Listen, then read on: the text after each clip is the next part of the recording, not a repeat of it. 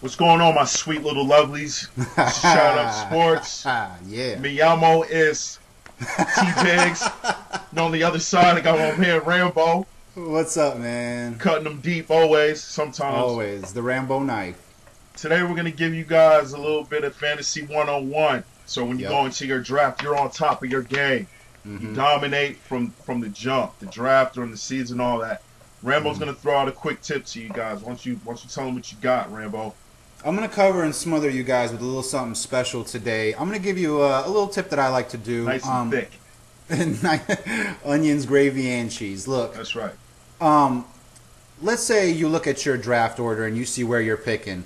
Let's say you got 4 picks in the top 50. What I like to do is I like to do a top 50 power ranking, where I'll put my top 50 guys at every position, all inclusive, into a top 50 power ranking. And what I'll do is I'll say, okay, I want 4 guys out of these top 50. I'm not going to stray away from this strategy. I'm not going to let anyone's picks deter me. What then I'll do after that is I'll do a top 100 power ranking and say, okay, I got 9 picks in the next 100 picks. Okay, I want 9 guys out of these 100 guys. If you can do that, you can come away out of your draft with some pretty excellent players, and don't let another guy's pick deter you away from your strategy. Have a good strategy going into the draft. Know when you want to get your running backs. Know when you want to get your quarterbacks. Know when you want to switch to defense. Know when you want to pick up that special teams. Know when you want your backups. Don't let other people's picks deter you away from a strategy, because sometimes a couple of picks will go off the board and guys get scared. Don't get scared. It's not that dangerous. It's just a fantasy draft. Stick to the plan, man. Just stick to the plan. I'm going to focus on in-season adjustments to your lineup. I like to stick to my little plan, which I call set it and forget it.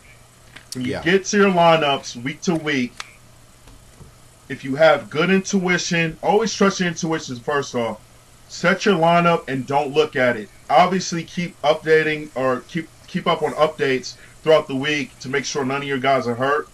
But if you have a good feeling about players going into the next week, their matchup and everything, don't go off reading all the bloggers and, this guy might have a good game and this guy's going to have a bad game. Stick to what you know. Most likely, you're going to be right. It's always worked for me.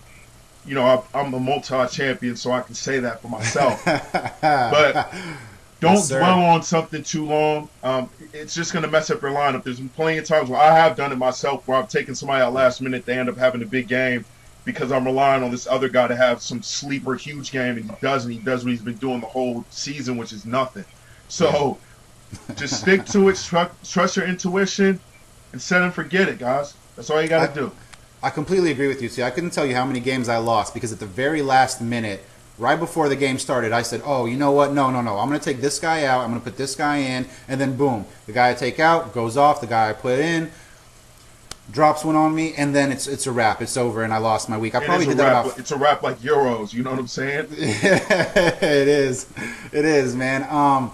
And I lost about probably like 5-6 games like that. I love T's tip. I really think that people overanalyze too much, and I'm guilty of it too. This year I'm going to try not to do it, and I think you gave him an excellent tip on that one, man.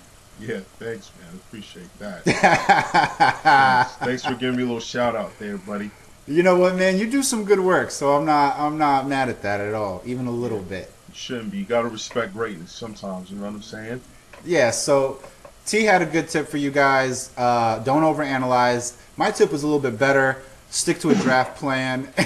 And with those 2 tips, you might actually have a pretty good season this year. We're going to ask... You know what, T? I'm coming for you this year, man, so don't give me any of that. Yeah, you've been saying that for the past, 4 years, man. You're still in the rear view. You know what? I'm going to let my playing do the talking for me this year. So I'm going to ask the fans, what's your draft strategy? Give us a couple of tips you might use, even though I probably won't use it, and I doubt T will either. Over and out. Later, y'all.